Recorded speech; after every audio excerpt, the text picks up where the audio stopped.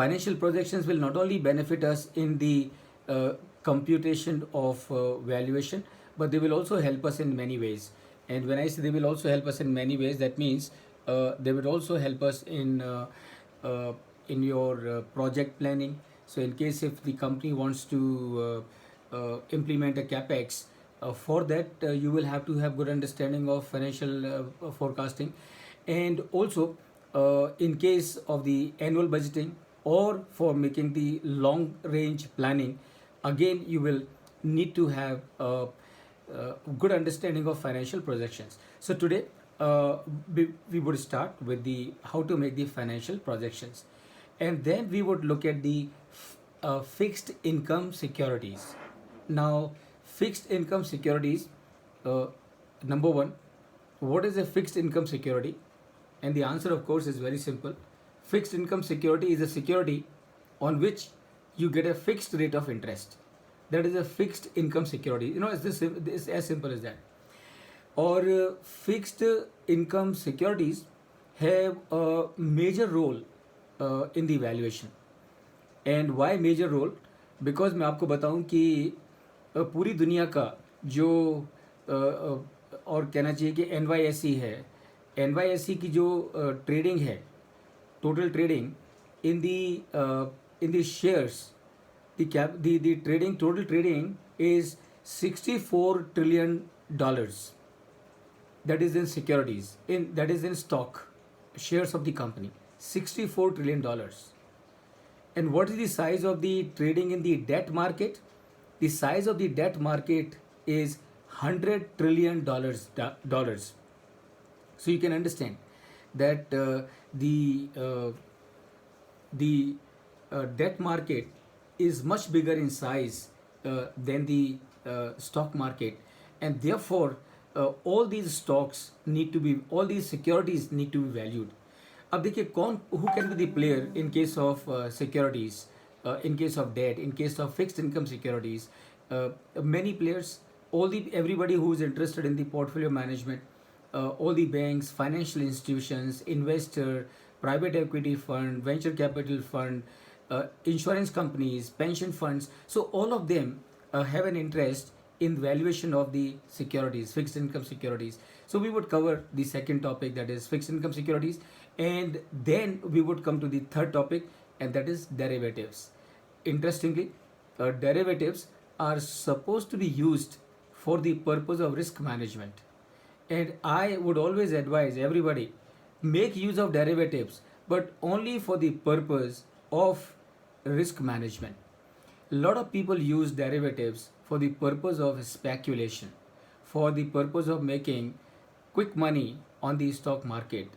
Not a bad idea, so long as your parents or your forefathers have left enough wealth for you to not to worry about in case if you lose a few crores here or a few crores there. In that case you can definitely play in the derivatives, not otherwise. अगर आपका पैसा आपकी मेहनत का कमाया हुआ है तो आप बिल्कुल भी स्पेकुलेशन में मत जाइए, नॉट एडवाइजेबल. आपका अभी तक का सारा पैसा मेहनत का है, तो आगे का पैसा भी आपके मेहनत से ही आने दीजिए. और याद रखिए, मेहनत के पैसे का जो मज़ा है वो मज़ा क्विक मनी में नहीं है. So we'll understand the derivatives कि डेरिवेटिव्स क्या हैं और डेरिवेटिव्स का इस्तेमाल रिस्क मैनेजमेंट के लिए कैसे किया जाता है. So this is what we will cover. So this is the agenda, friends, that we have for today. And before we start this agenda, I would make it open to all of you to ask me any doubts and any question that you may have on whatever we have discussed so far. So I think Ankur, you had some doubts. You can please spell them out, and so that everybody can benefit from them. The main doubt that was the capital employed in investment. What is the difference, sir, and why it is the return on capital employed in investment are differently calculated? Very good. Okay. So let's understand what is capital employed. And it is very simple. Money that you bring into the business is capital employed. It is as simple as that. No confusion. Capital employed. Capital employed. So capital employed का मतलब क्या है? Money that you bring into the business is your capital employed. So what is the money that you bring into the business? You bring into the business equity, which is the share capital money, capital, and you also bring debt. And when I say debt, I am referring to the long term debt. So what is capital employed? Capital employed is the money which you bring into the business. And please remember, not only the money that you bring into the business, but also money that you earn from the business and plow it back. That is also part of your capital employed. That is your capital employed. What is investment? Investment is what you do with this money. तो ये जो capital आप business में लेके आए, जिसको कि हम बोलते हैं कि वो कैपिटल एम्प्लॉयड है, what you do with this capital employed, what you do with this money that you have brought into the business, the money that you have brought into the business, what you do with it? You use this money for buying assets. तो आप क्या करेंगे? आप पैसा लेके आए हैं business में, तो लैंड खरीदेंगे, लैंड के ऊपर बिल्डिंग बनाएंगे, बिल्डिंग के अंदर प्लांट एंड मशीनरी डालेंगे, और साथ साथ वर्किंग कैपिटल खरीदेंगे. क्यों? क्योंकि आपको प्रोडक्ट बनाना है. So what is capital employed? Capital employed is money that you bring into the business. How do you define it technically? It is nothing but equity share capital, share premium, and reserves and surplus. That is equity. All three of them put together is equity, plus long-term debt. Long-term debt. So that is your capital. That is your capital employed. Now what you do with this money? With this money you buy the assets. Which assets do you buy? You buy, as I said, non-current assets, current assets. Part of your current assets are financed by the current liabilities, and therefore, how do you calculate the investment? You calculate the investment as non-current assets plus current assets minus current liabilities. That is your investment. That is your investment. So this is the difference between the capital employed and also the investment. अब मैं यहाँ पे एक चीज़ आपको बताना चाहूँगा कि देखिए, ये जो अंडरस्टैंडिंग है कैपिटल एम्प्लॉयड की, उसको हमको थोड़ा सा आगे बड़े लेवल पे लेके जाना पड़ेगा. बड़े लेवल का मतलब क्या है? बड़े लेवल का मतलब ये है कि इक्विटी आप समझ गए, डेट भी आप समझ गए, लेकिन एक कंपनी में लॉन्ग टर्म लायबिलिटीज़ भी होती हैं. लॉन्ग टर्म लायबिलिटीज़ क्या है?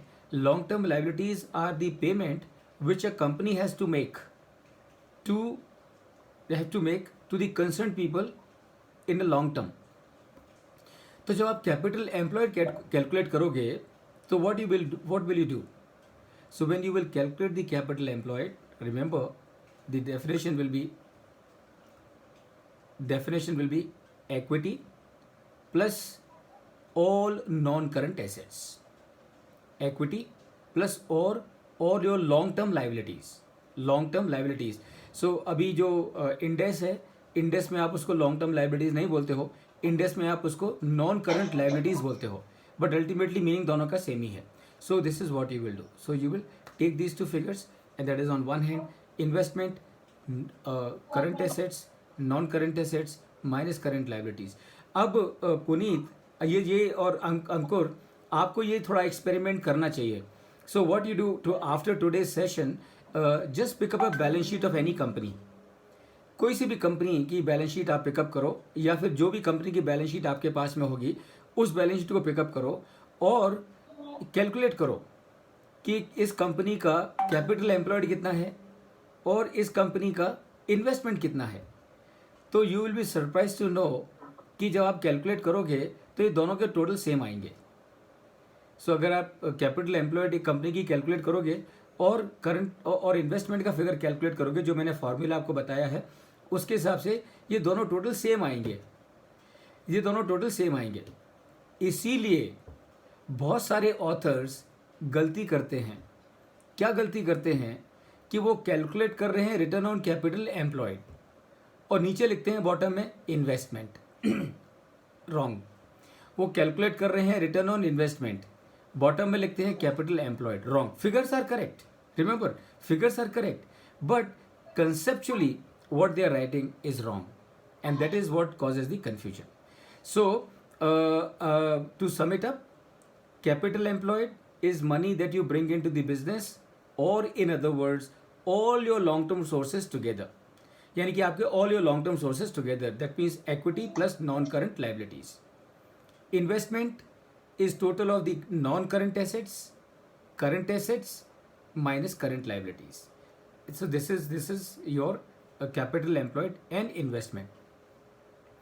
अब जब आप ROCE कैलकुलेट कर रहे हो, when you are calculating ROCE, what you are calculating, just understand, you are calculating return on capital employed.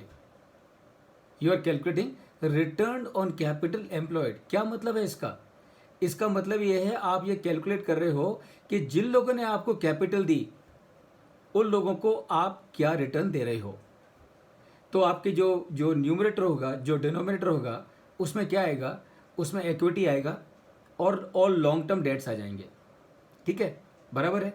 तो अब सीधी सी बात है, it has to be on like to like basis. So if अगर आपके डिनोमिनेटर में, if in your denominator you are taking equity plus all long term liabilities, so what should come in the numerator? It should be profit after tax plus interest on the long term debt, and that is an into 100. So that is going to be your return on capital employed. That is going to be your return on. Interest को sir हम net of tax करेंगे. Say it again please. Interest को हम net of tax करेंगे sir. No, इसमें कुछ करने की जरूरत नहीं है. इसमें नेट ऑफ करने की जरूरत नहीं है. देखो, आपने जो इंटरेस्ट दिया है लेंडर को, वो पूरा की पूरा दिया है, इजंट इट? उनके जो हाथ में गया पूरा, तो आपने तो उनको पूरा दिया ना. अब आपको टैक्स का बेनिफिट मिल रहा है, वो बात अलग है. उसका बेनिफिट आपको शेयर होल्डर्स को जा रहा है, लेकिन full amount, no netting of here agree. So that is your return on capital employed.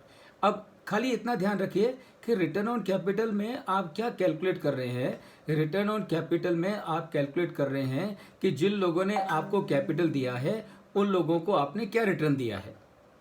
और रिटर्न कैपिटल आपको किसने दी है? लेंडर्स ने दी है, इक्विटी होल्डर्स ने दी है.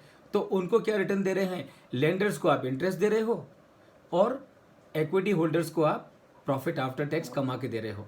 तो वो दोनों फिगर आपके न्यूमरेटर में आ जाएंगे. So this is how you will calculate the return on capital employed.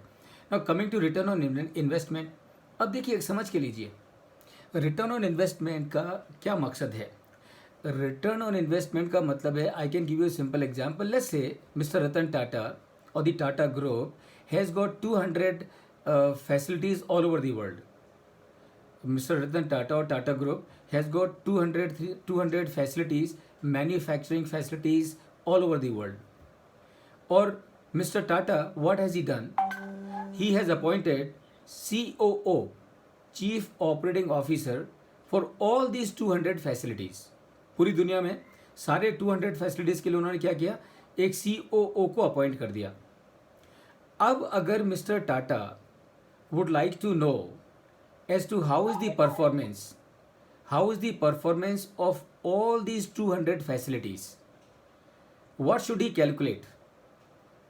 Should he calculate the return on equity, or should he calculate the ROCE, or should he calculate the ROI? He will calculate ROI. And why he will calculate ROI? Because what Mr. Tata has done, Mr. Tata has handed over 200 plants to 200 COOs all over the world. और वो जो COOs हैं, उनके हाथ में क्या है? उनके हाथ में इंटरेस्ट, उनके हाथ में नहीं है. इंटरेस्ट क्यों उनके हाथ में नहीं है? बिकॉज वो प्लांट कैसे फाइनेंस होंगे, the corporate office of Tatas would decide. Tax उनके हाथ में नहीं है, because that's the government policy.